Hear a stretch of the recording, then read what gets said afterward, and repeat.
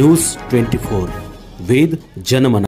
प्रचंड गोंधळ, गदारोळ आणि धक्काबुक्की अशा तणावपूर्ण वातावरणात गोकुळ दूध संघाची 62वी वार्षिक सभा आज पार पडली।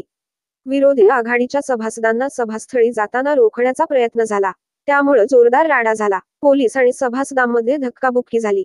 सभेतही जोरदार गदारोळ झाला। 50 लिटर दूध संकलनाची अट रद्द करणं, पशुवैद्यकीय महाविद्यालय, पशुखाद्याचे दर, जिल्ह्यातील दूध संकलनात झालेली घट, दुग्धजन्य पदार्थांच्या विक्रीतील घट, वासाचं दूध आणि इतर मुद्द्यांवरून संचालिका शौमिका महाडिक आणि विरोधी सभासदांनी प्रचंड घोषणा देत सभामंडप अक्षरशः डोक्यावर घेतला।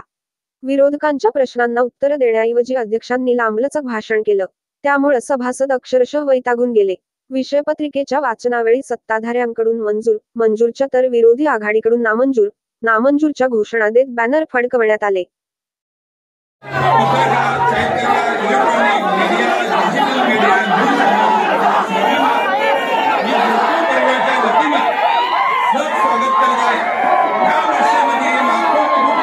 स्वागत करावं। बरोबर 1 वाजून 1 मिनिट झालेला आहे। पोट नियमाप्रमाणे आपण 1 वाजता सभा सुरू करणार आहोत।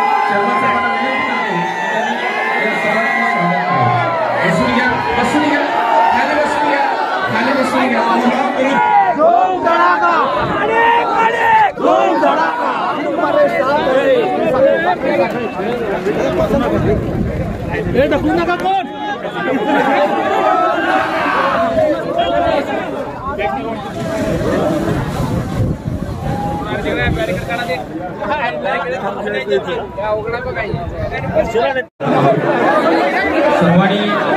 सभागृहातील सर्वांनी बसून घ्या। आपल्याला विनंती आहे, ज्यांना बसायला जागा नाही त्यांनी स्टेजच्या डाव्या बाजूला अजून त्यांनी बसून घ्यावं।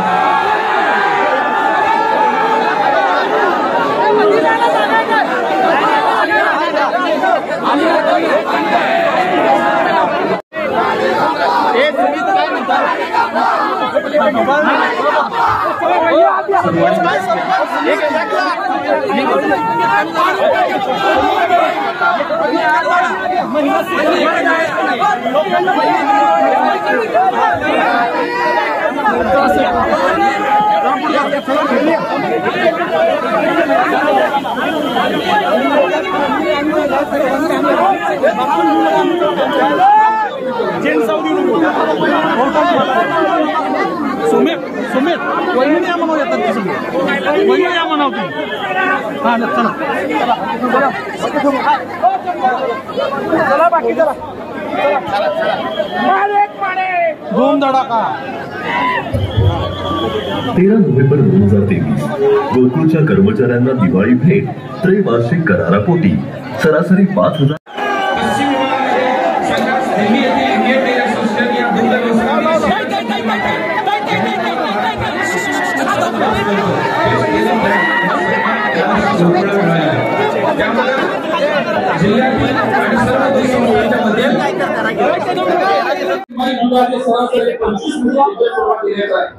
दूध पाणी माजी वर्षांच्या भविष्यात दूध करण्यासाठी दूध दिव्यांच्या वेळात दूध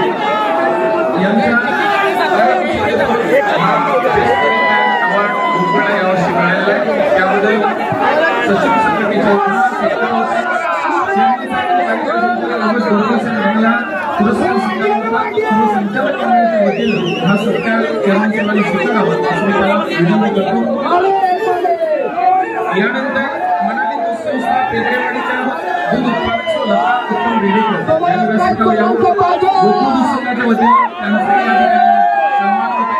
त्यांचा बेस्ट वुमन फार्मर पुरस्कार मिळाला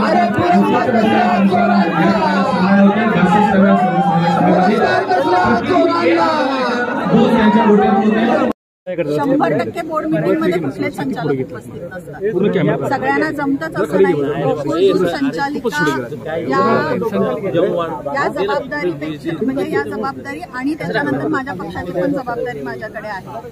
त्यामुळं कधी कधी मीटिंगला गैरहजर असते, नाही म्हणणार नाही मी, पण त्याचबरोबर सगळेच संचालकांचा कोरम पूर्ण असतो असंही नाही. ज्याला ज्यावेळेस काम असेल त्यावेळेस तो गैरहजर राहतो. 100% कुठल्याही संचालकांची हजेरी असते असं कधीच कुठल्याच मला वाटते सहकारी संस्थांच्या बाबतीत होत नाही.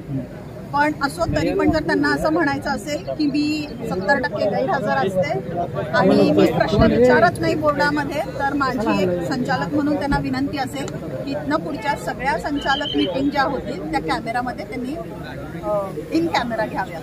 आज सभासदांनी म्हैस आणलेले या ठिकाणी काय सांगाल?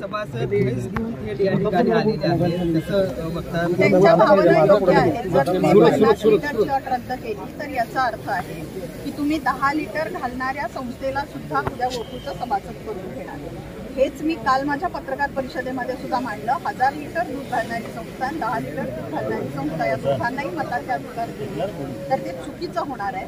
यापूर्वीही गोकुळला 50 लिटरपेक्षा कमी दूध घालणाऱ्या संस्था दूध घालत होत्या, पण त्यांना ब वर्ग सभासदत्व देत होतो, ज्याच्याशी फक्त आपला गोकुळचा आर्थिक व्यवहार राहत होता.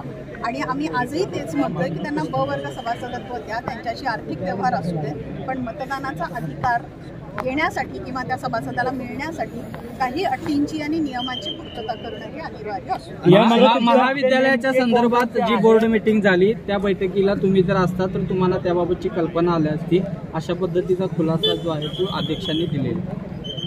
हा, हे बघा, 27 तारखेला जी मुंबईला मीटिंग होती, खरंच मला माझ्या घरगुती कारणामुळे जाता आलं नाही. माझी बोर्डात चर्चाही झाली होती की मला 26 तारखेला घरी कार्यक्रम आहे आणि त्यामुळे मी 27ला दुपारी येईन, पण तो कार्यक्रम लांबल्यामुळे मला 27ला जाता आलं नाही. हे तितकंच खरं आहे, पण याचा अर्थ असा नाही की बोर्ड मीटिंगमध्ये काय झालं हे संचालकांना कळू नये. आज आपण इतक्या अत्याधुनिक युगामध्ये वावरतो की एखाद्याने फोन जरी करून कळवलं असतं की हे विषय बोर्डामध्ये झालेले आहेत आणि असं असं ठरलेलं आहे तर तरी चाललं असतं, पण तसंही त्यांच्याकडनं काही कळवण्यात आलेलं नाही. आणि नंतर त्यांनी आल्यावरती सुद्धा असं काही कुठेही जाहीर केलेलं नाही आहे. सर्वसाधारण सभेमध्ये हा विषय ठेवण्यात आलेला आहे, पण त्याच्या आधी ते जाहीरही करू शकत होते की बोर्डाच्या मीटिंगमध्ये असं ठरल्यामुळे आम्ही निर्णय कॅन्सल करतोय. कारण मला वाटते कालच्याच पेपरमध्ये काहीतरी वाढीव दुधाचं बातमी आली, त्याच्याऐवजी बातमी दिली असती तर चांगलं झालं असतं. तुमच्या इंग्लिश बोलण्यावर देखील त्यांनी आक्षेप घेतलेला आहे आणि दुसरी गोष्ट यामागे तुमचा काय दुसरा हेतू शकतो असं देखील ते म्हणले. इंग्लिश मी बोललेच कुठे? माझं शिक्षण मराठीमध्ये झालेलं आहे. इंग्लिश अच्छा, कालचं जर मी वाचून दाखवलं, कालचं जे मी वाचून दाखवलं त्याच्यामध्येच इंग्लिश लिहिलं होतं, ते मी मराठीत कसं ट्रान्सलेट करून वाचणार? मी आहे तसंच वाचलं. सत्ताधाऱ्यांवर टीका करण्यासाठी त्यांचा निवडणुकीचा हेतू असावा अशा पद्धतीचा आरोप त्यांनी केला करण्यात आला. हे बघा, सगळ्यांना माहिती आहे गोकुळची सर्वसाधारण सभेच्या आधी मी पत्रकार परिषद घेते, ही काय मी पहिल्यांदा घेतलेली नाही आहे. सलग 3 वर्ष मी हेच करत आलेली आहे. बोर्डामध्ये प्रश्न मांडणं, बोर्डामध्ये उत्तरं मिळणं आणि ज्या काही चर्चा होत्या त्या बंद खोलीत असणं ही एक वेगळी गोष्ट आहे. पण ते प्रश्न विचारलेले आहेत, गोकुळचा कारभार कसा चाललेला आहे हे जनतेसमोर येणं सुद्धा मला तितकंच महत्त्वाचं वाटतं. म्हणून मी पत्रकार परिषद घेते, लोकांच्या समोर प्रश्न मांडते आणि मी जनतेत संपर्क दौरे करत असते, केवळ या कारणासाठी की लोकांच्या पर्यंत हे प्रश्न पोचले पाहिजेत आणि या लोकांनी त्यांना उत्तरं दिली पाहिजेत. कारण आपण म्हणतो ना की गोकुळचे खरे मालक कोण असतील तर हे दूध उत्पादक आहेत, तर दूध उत्पादकांना पण कळलं पाहिजे ना संघ कशा पद्धतीने सोबत खाली बसणार आहात की वरती संचालकांसोबत असणार? माझ्या जर ठरावधारकांना सभासदांना योग्य जागा मिळाली तर मी वरती जाऊन बसेन त्यांच्याबरोबर. जर यांनी नेहमीप्रमाणे आधीच सभासद भरून ठेवले असतील तिथे तर कदाचित मला यांच्यासोबत करावं. दरवर्षी असा गोंधळ करता येते का? बरोबर नाही. त्यामुळं दूध उत्पादकाच्या ज्या अडचणी आहेत, कारण दूध हा असा व्यवसाय आहे की सकाळी आणि संध्याकाळी दूध घालायला येणारे दूध उत्पादक, विशेषतः भगिनी, यांचे अनेक प्रश्न असतात. त्याचं निराकरण होण्याची आवश्यकता आहे. वास्तविक ज्या पद्धतीनं गोंधळ घातला जातो त्यामुळे लोकांचे प्रश्न समजून येत नाही. आणि मला वाटतं आपण वार्षिक साधारण सभा ही शांततेने पार पाडली पाहिजे आणि निवडणुकीतच आपल्याला पैसा होईल होता रेल्वे बोर्डमध्ये याचा पैसा होत नाही हे समजून घेण्याची आवश्यकता आहे. विरोधकांकडून सत्ताधाऱ्यांकडून बोगस पास वाटले गेले असा आरोप हे बघा बोगस आहे ते खरे आहेत त्याला तपासायला काही ते यंत्रणा नाही त्यामुळं हे जर माहिती होतं मग कशाला आपण करायचे निवडणुकीचं दाखवायचं ना काय करायचं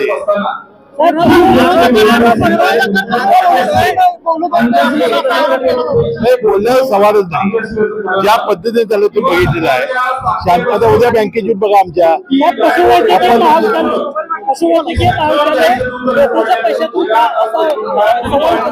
आता आपल्याला कधी काय ठाव केला शासनाने यावेळेला धोरण बदललं संस्थेला किंवा खाजगीला पशुवैद्यकीय महाविद्यालय काढण्याची परवानगी दिली तर शासनानं मदत केली तर एक गोकुळ काढणार आहे कोणाला खाजगी माणसाला चालवायला देणार नाही माझा ठाव केलेला आहे.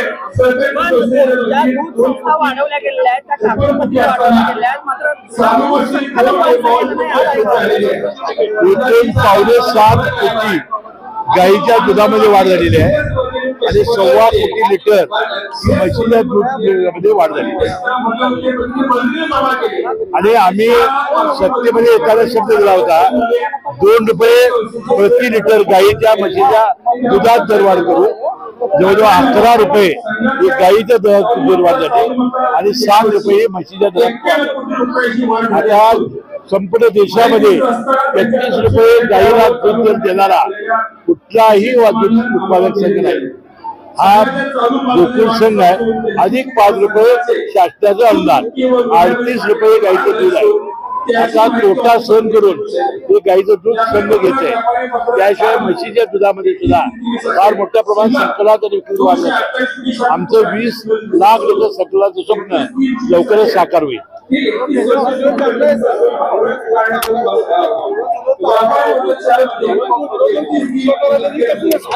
माझं काय म्हणणं आहे शांतपणानं वार्षिक साधारण सभा हा सत्ता कुणाचा घेणारी ही सभा नाही ही सभा दूध उत्पादकांच्या अडचणी सोडवणं त्यांच्या ज्या अडचणी आहेत तक्रारी आहेत त्याचं निरसन करण्यासाठी आहे हे समजून घेण्याची आवश्यकता आहे.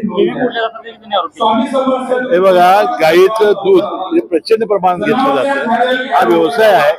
गाईच्या दुधाची पावडर ही केल्यानंतर पैसे घ्यावे लागणार पैसे द्यावे लागणार आपल्याला माहिती नसेल किती प्रचंड प्रमाणात गोकुळचा व्यवसाय आहे.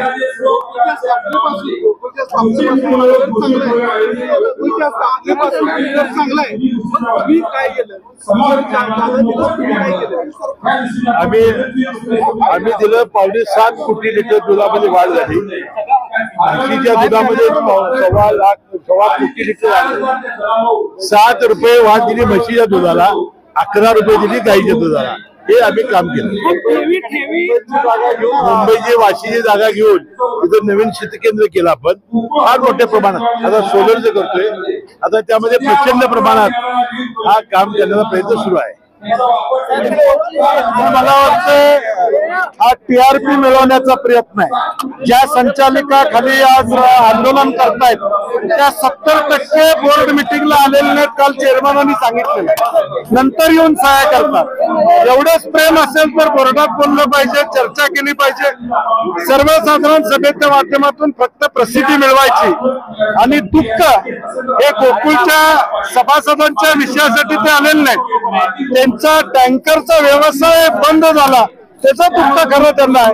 त्या दुःखापोटी त्यांचं आंदोलन त्या ठिकाणी सुरू आहे. मला वाटतं हे आता मुश्रीफ साहेब म्हणलं तसं राज्य शासनानं धोरण स्वीकारलं की पशुवैद्यकीय महाविद्यालय चालू झाली पाहिजे आणि म्हणून गोकुळनं आता ठराव केला की शासनानं मदत केली तर शेतकऱ्यांच्या मुलांसाठी हे चालू करायचं. कुठल्याही संस्थेला देण्याचा प्रश्न येत नाही. कुठलीही संस्था चालवायला घेण्याचा प्रश्न या ठिकाणी येत नाही. फक्त खोटं बोलायचं. आजच्या सभेचं एकच आहे की दुःख टँकर गेलेल्याचं दुःख त्यांना ते दुःख व्यक्त होतं.